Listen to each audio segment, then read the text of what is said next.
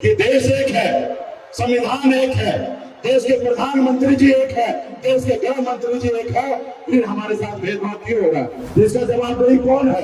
ये दोषी कौन है? इसका दोषी 137 जिला घूमता हूँ और मैं देखता हूँ कि एक भी जिला में निशांत का बेटा कलेक्टर नहीं है।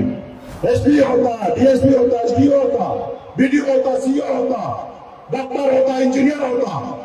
क्या देश में राजा का बेटा राजा नहीं बनेगा? राजा वही बनेगा जिसके पास वोट होगा, वही व्यक्ति राज का मुख्यमंत्री। ये 12 साल का दिया हुआ ताकत, जो वोट गिराने का ताकत था, उसके दम पर बिहार में मुख्यमंत्री बने। साथियों, 18 साल की उम्र में, जिस उम्र में बच्चे को खेलना कूदना होता है, स्कूल कॉलेज जाना होता है, माँ बाप के साथ रहना होता है, उस उम्र में मैं अपने गांव को छोड़कर मुंबई जैसे शहर गया। हमने 4 विधायक बनाया, अपने दम पर बिहार में मंत्री बना, किसी की मेहरबानी से नहीं बना। अधिकार के लिए आए हैं। मैं तो चैलेंज करूंगा कि देश के मोदी जी भी अगर आ जाएंगे यहाँ पे और बगैर 1 रुपया खर्चा किए हुए इतना बड़ा जनसाला आपको ला नहीं सकते, उनको भी खर्चा करना पड़ेगा, तब ये जनसाला आएगा। ये प्यार हक अधिकार के लिए लड़ाई लड़ने के लिए निषाद का माता बहन नौजवान साथी लड़ने के लिए मैदान में उतर गए और अपने हक अधिकार के लिए यहाँ पे आए। इसके लिए आप सभी को सलाम करता हूँ साथियों, सभी को सलाम करता हूँ। आज निषाद आरक्षण संकल्प यात्रा लेके आए हैं। ये यात्रा 25 जुलाई से पटना से निकला हुआ है। ये 101 दिन का ये यात्रा है। ये यूपी, बिहार, झारखंड 3 राज्य में हम लोग जाएंगे और 80 जिला जाएंगे और अपने समाज के हक अधिकार की बात करेंगे, उनके आरक्षण की बात करेंगे साथियों। और तकरीबन आज 52 से 53 दिन हुआ है, अभी और भी 45 से अधिक दिन अभी घूमना है और इस कड़ी में मैं आपके बीच में आया हूँ साथियों। तो साथियों, एक संदेश लेके आया हूँ कि अगर इस आजाद भारत में अगर सर उठा के जीना है, मान सम्मान अधिकार के साथ जीना है, तो मात्र 2 काम करना है साथियों। एक काम, 1 रोटी कम खाइए, लेकिन अपने बच्चे को पढ़ाइए, लिखाइए, काबिल बनाइए। जब तक आपका समाज शिक्षित नहीं होगा, तब तक आपका समाज आगे नहीं बढ़ेगा। इसलिए अपनी जरूरत को कम कीजिए। आप 1 रोटी कम खाइए। अगर आप झोपड़ी में है तो झोपड़ी में रहिए, लेकिन अपने बच्चे को पढ़ा लिखा के काबिल बनाइए। जिस रोज आपका बच्चा पढ़ लिख लेगा, उसको झोपड़ी से निकाल के आपको महल में पहुंचा देगा साथियों, महल में पहुंचा देगा। और दूसरा, अपने हक अधिकार के लिए लड़ाई लड़िए, अपने हक अधिकार के लिए संघर्ष कीजिए। जैसे कभी आपके पूर्वज ने संघर्ष किया, लड़ाई लड़ा, उन्होंने एक संकल्प लिया था कि देश में हम लड़ाई लड़ेंगे और अंग्रेज को मार के भगाएंगे। और उन्होंने संकल्प के साथ पौने 200 साल अंग्रेज से लड़ाई लड़ा और पौने 200 साल के बाद हमें आजादी मिला।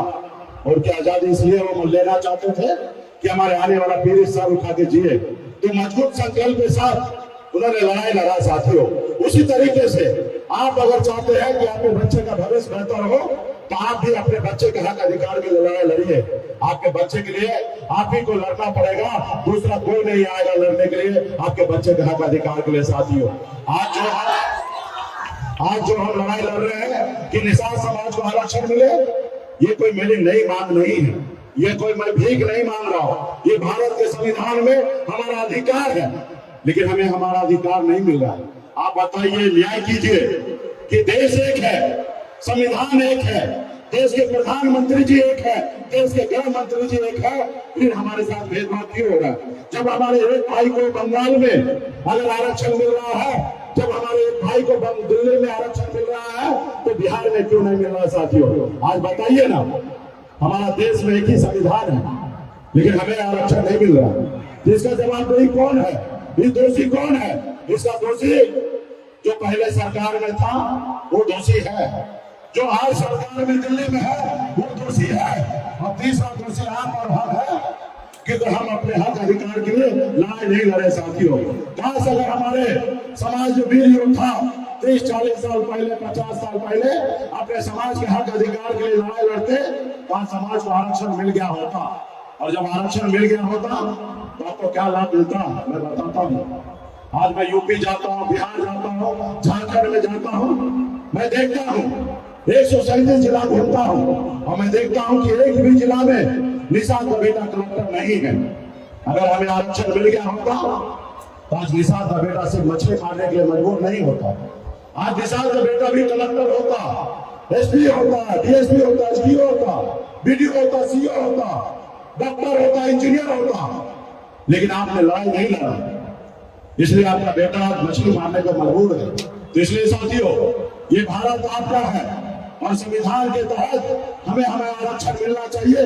इसके लिए आज हम लोगों ने सर पे कफन बांध करके अपने हक अधिकार के मैदान में उतर गए हैं, एक नारा के साथ, आरक्षण नहीं तो गठबंधन नहीं, और गठबंधन नहीं तो इसके लिए आपको लड़ना पड़ेगा, ताकत दिखाना पड़ेगा, संघर्ष करना पड़ेगा। साथियों, इस समाज में जो ने संघर्ष किया, उन्होंने बदलाव लाया है।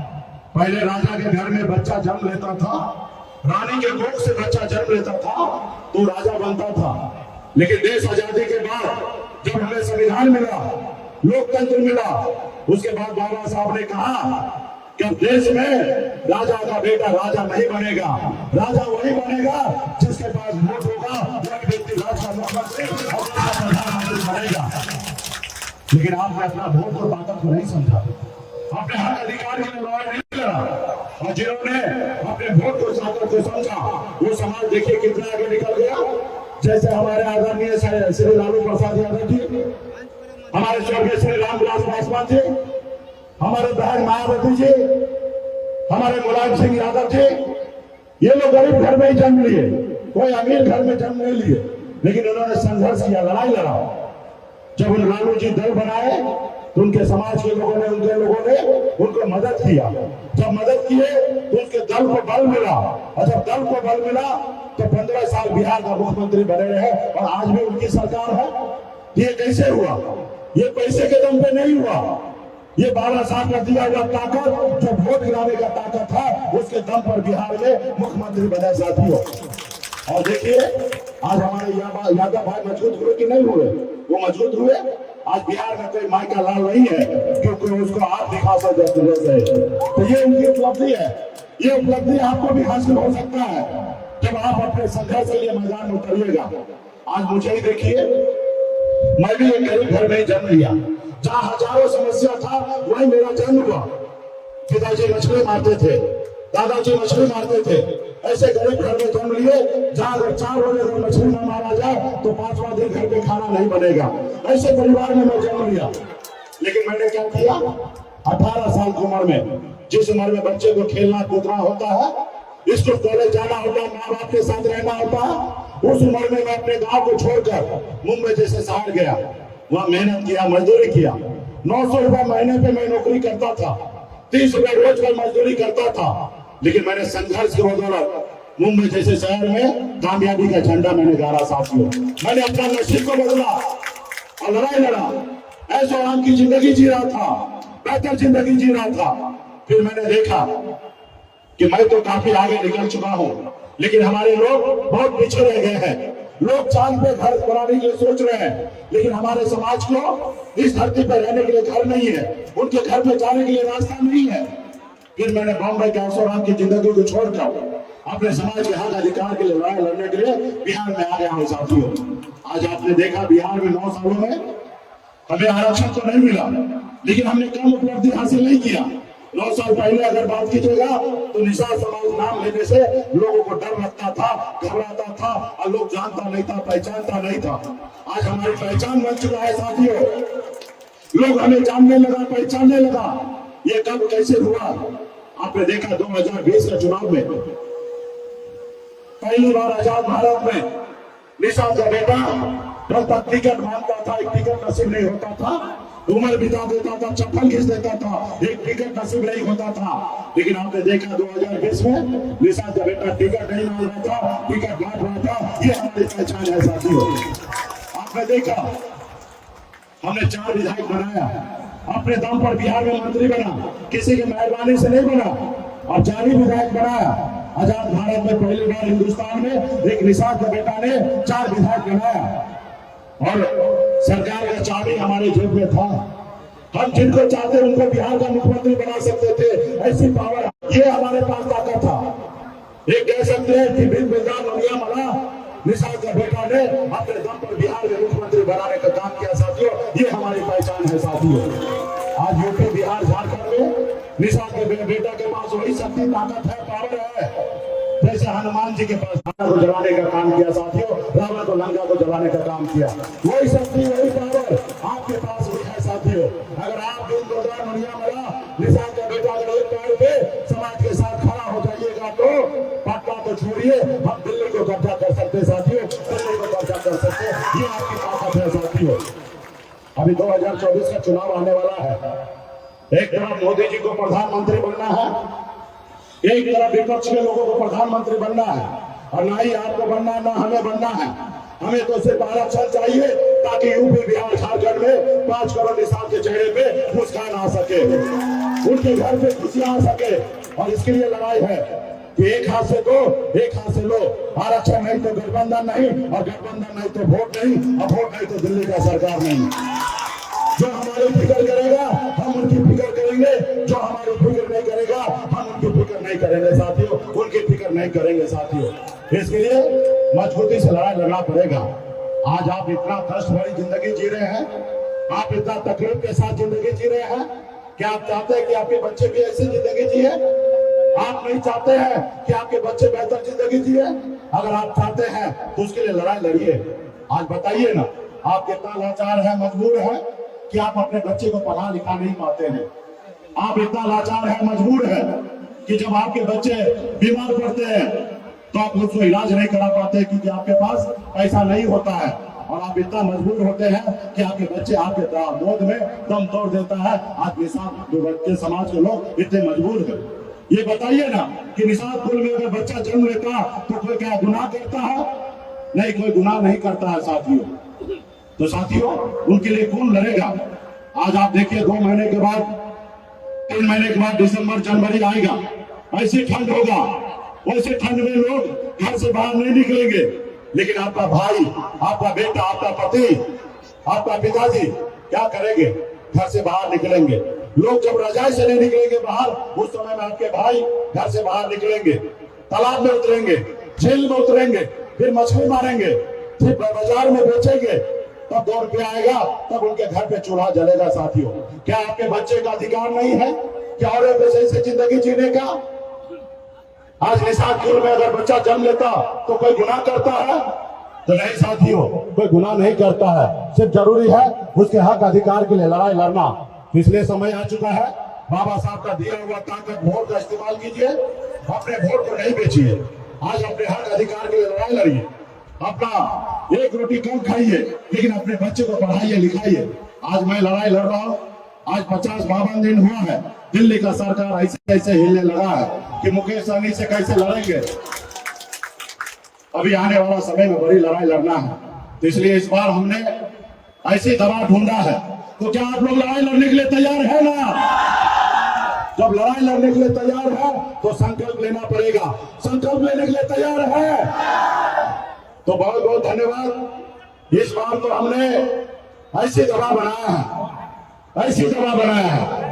जैसे आपने देखा कोरोना काल में देश का डॉक्टर ने एक दवा बनाया, वैक्सीन, देश के लोगों को सुरक्षित करने के लिए। हमने भी एक निषाद समाज को सुरक्षित करने के लिए ऐसी दवा बनाई है, ऐसी वैक्सीन बनाई है। वो वैक्सीन जितना लगाइएगा ना उतना मोदी जी का खुशी मिलेगा, और जितना मोदी जी का खुशी मिलेगा ना उतना वो डरेंगे, और जितना वो डरेंगे उतना निषाद का बेटा का जल्दी आरक्षण करेंगे। तो वैक्सीन का क्या नाम है मालूम है?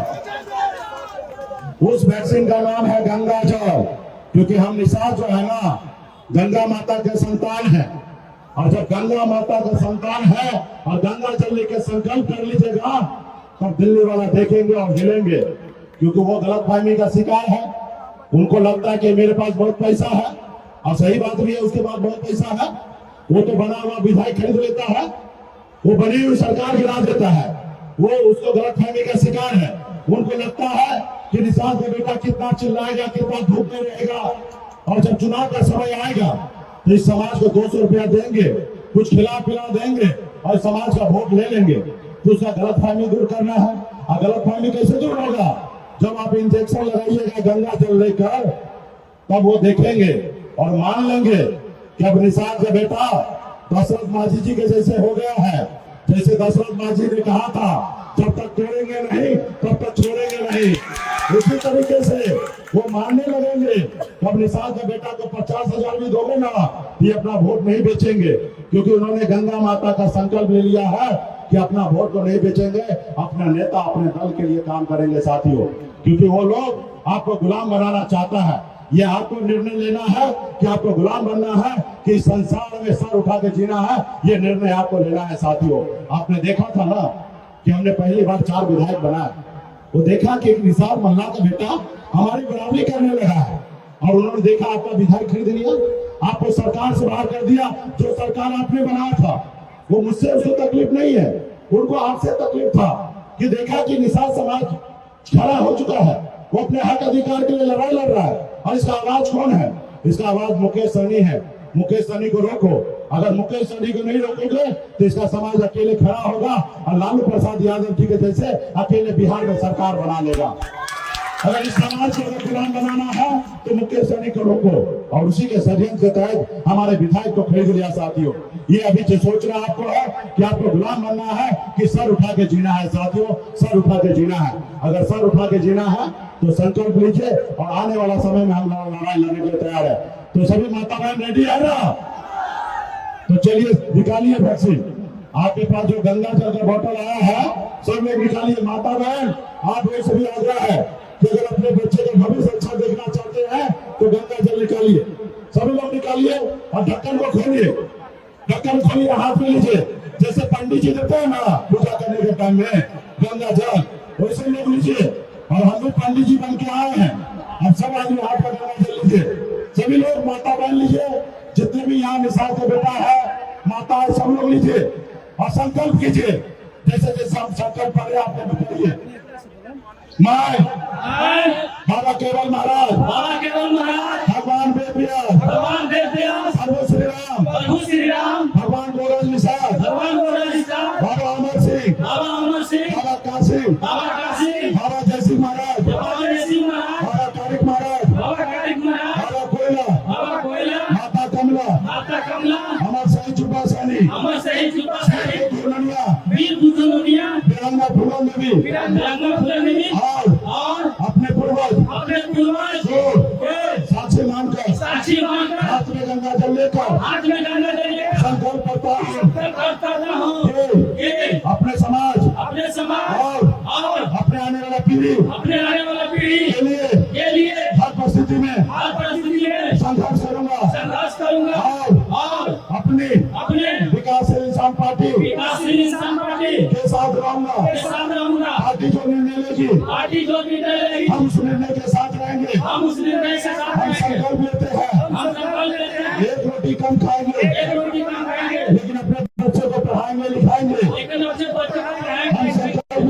हम संकल्प लेते हैं एक निषाद के घर पे जाएंगे, सभी को संकल्प करवाएंगे। जय निषाद राज, जय वीआईपी, जय बिहार। बहुत बहुत धन्यवाद। ऐसे ही खबरों के लिए जुड़े रहे बिहार टॉक से। यूट्यूब पर लाइक और सब्सक्राइब करें, बेल आइकन जरूर दबाएं। फेसबुक, ट्विटर और इंस्टा पर फॉलो करें। धन्यवाद।